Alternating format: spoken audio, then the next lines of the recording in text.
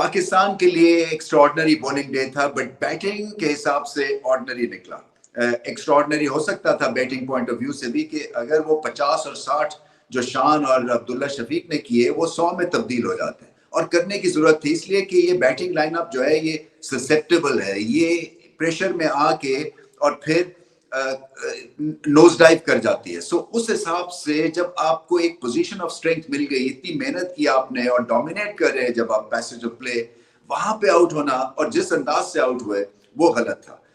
Bowling के हिसाब से देखिए वापसी की और बहुत शानदार वापसी की, और उससे क्या होता है कि ड्रेसिंग रूम का एक माहौल बहुत पॉजिटिव हो जाता है, एनर्जी आ जाती है, और उसको फिर ट्रांसलेट बैटिंग में ऑलमोस्ट किया, क्योंकि वो पार्टनरशिप अब्दुल्ला और शान मसूद की बहुत अच्छी थी। शान मसूद की जो है वो फ्लैशेस ऑफ ब्रिलियंस में अभी तक जिंदा है वो टेस्ट मैच क्रिकेट में, और पोटेंशियल दिखता है, इंटेंट भी बहुत अच्छी होती है, अकल से खेलते भी हैं, मगर जिस अंदाज से वो खेल रहे हैं वहां पे मिस्टेक करने का या मिस्टेक्स करने का एक बहुत बड़ा आप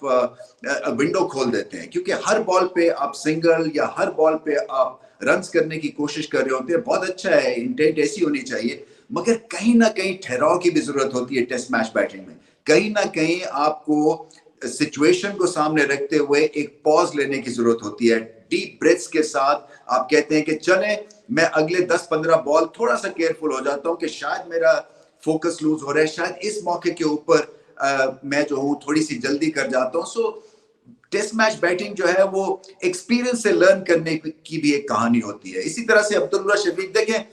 ओपनर की जिंदगी बड़ी मुश्किल होती है ऑस्ट्रेलियन ट्रैक्स के ऊपर, क्योंकि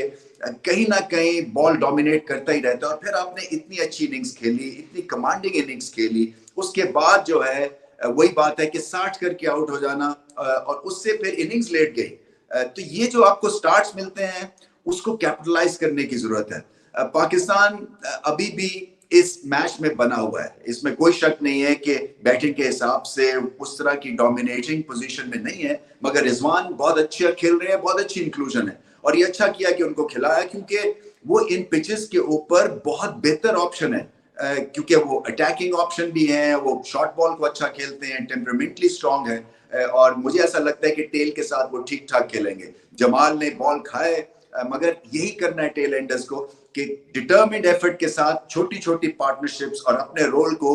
क्लैरिफाइड तरीके से डिफाइन करके और रिजवान का साथ देना है, क्योंकि अभी भी मार्जिन बहुत है, 100 रन से ज्यादा की लीड इस वक्त है ऑस्ट्रेलिया के पास। सो इस लीड को स्क्वीज करना है और किसी ना किसी तरह से ऑस्ट्रेलिया की फर्स्ट इनिंग्स के पास पहुंचना है। 300 रन की ऑस्ट्रेलिया ने, इतनी भारी भरकम पाकिस्तान का बॉलिंग एफर्ट था, तो 300 आजकल की डे एंड एज में चाहे जैसी मर्जी कंडीशंस हो, जैसी मर्जी विकेट हो, आपको 300 पे 300 करना चाहिए। शायद कोई एक आउटसाइड चांस बन जाए, रिजवान एक ब्लाइंडर खेले, 70-80 कर जाए वो इन नो टाइम, जिससे कि आप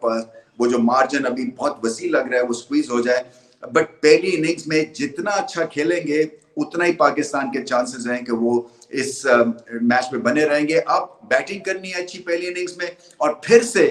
बॉलिंग जो है उसको उसमें तरतीब लानी है। मैं समझता हूं कि फाइटिंग डे था, बहुत अच्छा दिन था, मगर एक्स्ट्राऑर्डिनरी दिन बन सकता था अगर बैटिंग सलीके के साथ की जाती। बाबर आजम देखें, उनका जो शुरू के उनके 15-20 मिनट होते हैं ना, और हमेशा से टेस्ट क्रिकेट में वो उनके लिए भारी होते हैं, क्योंकि वो अभी एडजस्ट कर रहे होते हैं, और ऑस्ट्रेलिया में एडजस्टमेंट का जो पीरियड है वो सबसे खतरनाक है, क्योंकि गेंद